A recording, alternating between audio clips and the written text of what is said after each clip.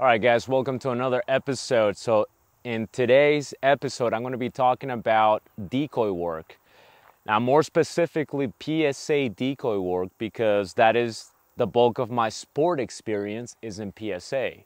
I have a lot of experience in decoy work for other applications, but this is going to be specifically PSA related. Just to give you a little bit of my background, I've been running a club for 4 years, 3.5, 4 years now, PSA club. And I've been a certified PSA decoy for about maybe 2.5 years or so. And I've been to a handful of trials already. Now, I am not the best, most amazing PSA trial decoy, but I am a pretty good training decoy. So training decoy, trial decoy, very different.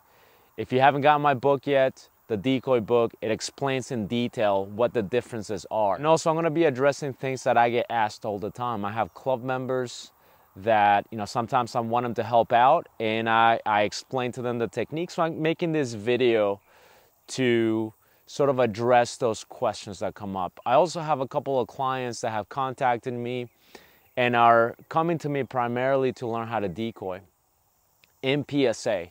What I'm going to be addressing is more of a training club setup, or how to catch a dog. If you're helping your club, if you're helping your club members, for you to have an idea of what you're doing.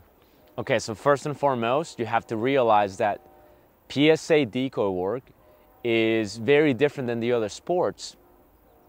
In PSA, we're actually very frontal with the dog, okay? We are confrontational with the dog. During the strike, we are very confrontational. We're head face on, we're facing the dog, and we're either standing still, training wise, not trial wise, but either we're standing still for the club member, we're walking towards our dog, or we're running towards our dog. You have to be aware of the tricks your brain is going to play on you. And here's what I mean by the tricks. It's not natural to run or walk towards a dog as the dog is charging in your direction. Okay, hopefully this dog is not a new dog, otherwise the targeting is all messed up. But if you're kind of helping out, you're probably helping out with dogs that are a little bit more experienced. When you have that dog running at you, you're gonna notice it just doesn't feel right. Right? The dog is running at you and you're giving a presentation and you're either walking or even running at the dog. It just doesn't feel right.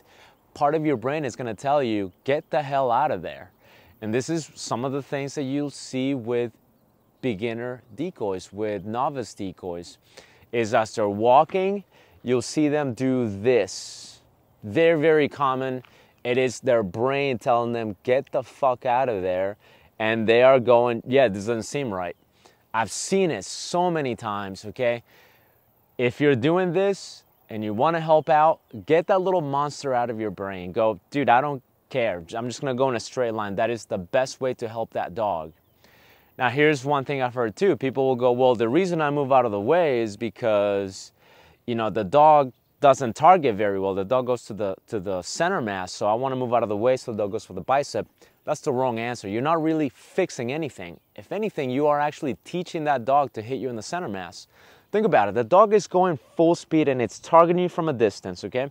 That distance might be 20 feet or it might be 50 feet or it might be more, depending on the setup. So if this is a training scenario and I am the helper for that training scenario and I'm giving a presentation and the dog is running at me, remember in PSA where the dogs are targeting the bicep, right? The left bicep.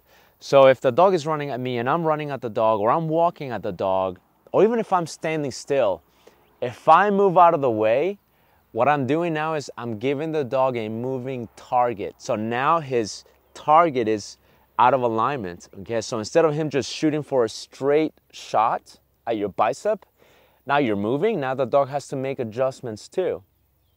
So now if you're thinking, well, crap, he's following me and you're like, he looks like he's gonna hit me right in the chest, and you move out of the way, okay, you are telling that dog, I shouldn't be targeting the arm, I should be targeting the center mass because he's gonna move. Think about that. Don't do that shit, okay? So obviously the best scenario is, instead of going, hey, just move out of the way so you can go for your bicep, go, hey, that dog needs some work on targeting. That is the best answer, not to patch it up with just move out of the way so you can get your bicep, but rather go, hey, let's do this. And if your dog does this, we need to work on the bicep because the dog cannot be hitting this. It's just not safe. Okay, it's not French ring, it's not Mondio ring. The dog is not safe when the dog on a trial is just speeding at full speed and the decoy is also running at the dog. You don't want that dog to hit right in the chest. It's not good for the dog. And I know some handlers will say, well, I don't give a fuck about the decoy. First of all, that's pretty shitty to say that, right? To say, I don't give a fuck about the decoy. That just shows how little regard you have for people that are there to help you and your dog. But let's say you don't give a shit about the decoy. You're like, well, I don't give a fuck about the decoy. Decoy can, pass out and break a bone. I don't give a shit. Okay, but fine, you don't give a shit about the decoy. But what about your dog? Do you give a shit about your dog? There's a very good chance that you do, somewhat. Okay, so if that dog is running full speed and I'm your decoy, I get it, you don't give a shit about me. But if I'm running at your dog and your dog's sprinting right at me and your dog hits me right in the chest, there is not as much of an absorption here. There's not as much of a cushion here. See, on the bicep, the dog can come in, and now this is a nice transition. So the dog's momentum goes with my bicep, with my left arm. If your dog comes right at my chest, it's not as much of a cushion. This could really brick wall your dog and cause your dog some major injuries or some micro tears that you're not gonna see just yet, but will become apparent as your dog ages or as your dog keeps training. Remember, you want to make sure that you address the bicep. In PSA, we are biting on the bicep. The dogs are biting on the bicep, and it is the left leg. Okay, it is the left arm. It is the left side of the body. Technically in PSA, they could bite any part of the suit because it is a bite suit sport. But again, we're talking about decoys sprinting at your dog, running at your dog, walking towards your dog. Okay, think about that. I know people that, even in my club, I have people that go, oh, like I want him to go on the right side so it throws off the decoy. I get it, good point, but it could also throw off your dog. Okay, think about this. Your dog's going full speed and now he's making up his mind. If I'm your decoy at a trial and I don't know your dog, and now I'm sprinting at your dog and I'm doing this, right? Giving that presentation, and your dog comes last minute to this part of the body, now I have to make decisions at a last moment's notice. In real time, I have to instantly adjust. Now, if you're an experienced decoy, you can adjust to that. But if you're kind of a new trial decoy, that could really fuck up your dog. So you have to pay attention. You have to be aware of that. Okay, so for predictability's purposes, we are going at the left bicep, the left leg, because in decoy camp, that's what we are doing in decoy camp. That's what we're doing to certify the decoys for PSA. So it is about predictability. It's not about real or not real. It's another thing I hear people say, well, that's not real. Who presents the bicep? Who presents the bicep? It's a fucking sport. Get over that shit. It is a sport. It is not about real shit or not, okay? People go, who presents the left leg? Who presents the left arm? That's not real. It's not supposed to be real. It's supposed to be a sport. Okay, get that through your head. It's a freaking sport. If you want it to be real, do another sport. Do something else, okay? Or don't even do sports, because if you want your dog to be real and not be, too just tuned into the bicep or to the leg, then don't do PSA, do something else, okay? But anyway, so that's the thing, okay? In PSA, we are going straight at the dog, and if I'm helping you out at club and I'm presenting and I'm doing it the proper way and your dog hits me right here, that's not my fault. That's straight up not my fault. If I'm your helper and I'm helping you out for that rep, it's not my fault, okay? If I'm your training decoy, yeah, that is my fault, okay? If I'm the one developing your dog, then I can go, hey, you know what, we're gonna take steps back. We can't be doing sense and your dog be targeting right here. We have to address the bicep over and over and over and over and over and over and over. And we have to take some steps to address the targeting of the chest. But you cannot patch it and go, I'm just gonna move out of the way, okay? It's terrible practice.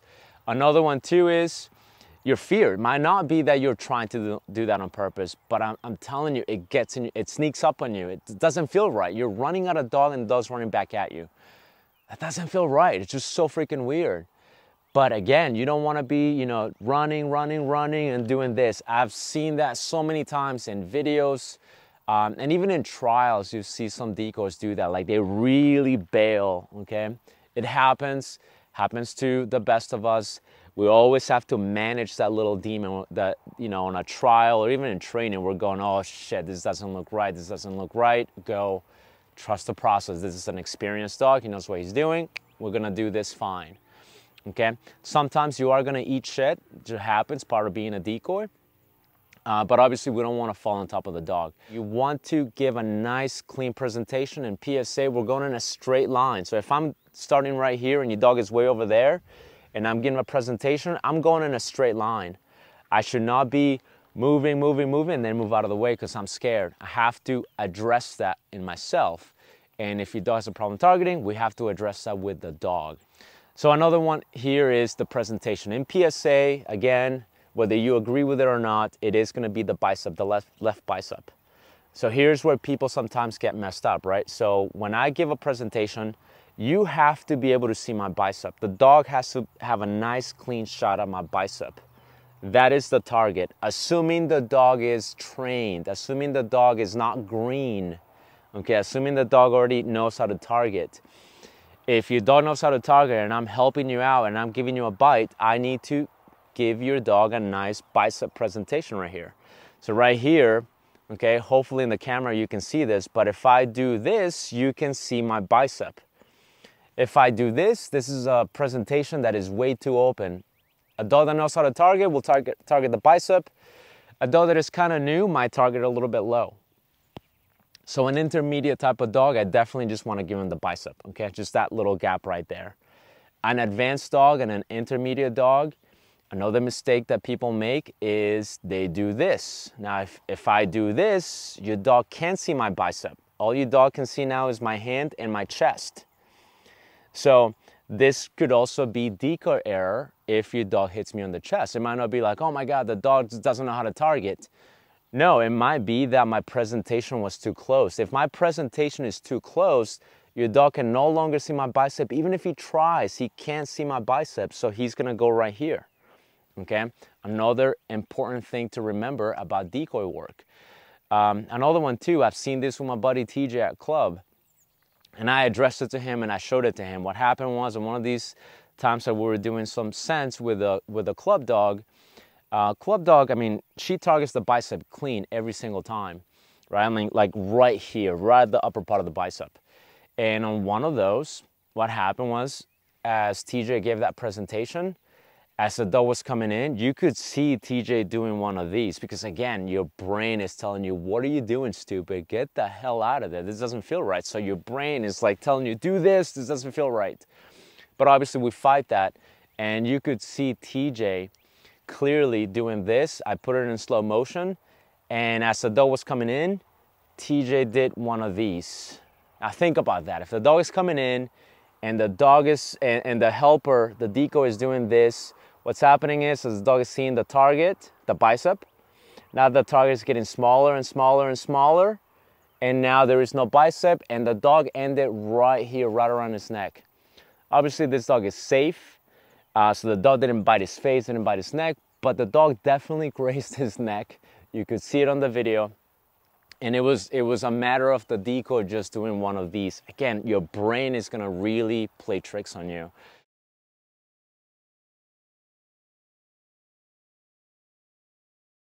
Here's another basics of PSA decoy work. Okay, again, think about this. The momentum, all that pressure is gonna come on your left side, whether it's leg or bicep. So obviously we don't want to plant and stiffen up because then the dog's gonna hit a brick wall. Okay, we don't want to do that. We want it to go smooth. So I'm going to give a presentation. You know, I'm standing still or walking towards the dog. As I'm doing this, I'm going to put a lot of the weight on the right side of my body. Okay? Remember, these are predictable dogs that we're working with. Club setting, we know the dog. I'm putting the weight on the right side of my body, so as the dog comes in, it's nice and smooth, okay? You don't wanna like tighten up. Another thing your brain is gonna do is gonna tell you, dude, first it's gonna tell you, get the fuck out of there. So you're gonna wanna bail. Another thing is your brain is gonna be like, dude, cover yourself up, and you're gonna wanna close the presentation. Then the other thing that your brain's gonna tell you is, dude, you're about to get hit really hard, tighten up, right? It just doesn't feel right. You're like, there's a freaking dog coming this way, relax. Doesn't feel right. So your brain will tell you, tighten up, you're about to get hit. So obviously if I go with that and I tighten up, now I'm gonna do this, right? I'm gonna really tighten up, dog's gonna hit me. Not good for me, not good for the dog could bounce right off of me. I've seen it happen. Not a huge deal. It's just something for you as a helper to be aware of. So as the dog's coming in, just relax. Let the dog, remember these are intermediate to advanced dogs. You should not be doing this with dogs that you don't know unless the training director or the more experienced decoy is telling you right then and there, telling you exactly what to do. If it's a dog that you don't know and you know, we don't know how this dog performs, you have to be very careful. It should not be something for a club member to tackle. It should be something for the more experienced decoy in the club to tackle. So as the dog is coming in, I want to be able to go with the flow, okay? Not to be confused with doing it for the dogs. Another common mistake, dog's coming in, the decoy will do this, okay? It's like, it's anticipation, like the decoy is going, let me catch you, and you don't want to do that. You want the dog to hit you and go with you.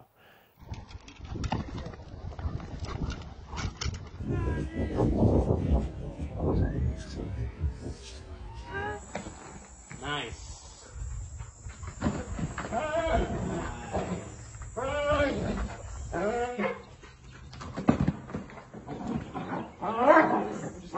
The other thing that is counterintuitive is to lean in. You want to lean in towards the dog. In PSA, okay? Again, I'm not talking about the other sports. In PSA, you want to lean in. Here's why. Your brain will tell you, get the fuck out of there. So you're gonna be like, oh, right? You're gonna be like freaking out. But if I present and I'm leaning back because my brain is telling me to do that, now the dog hits me, now I'm already leaning back, I'm more likely to fall back.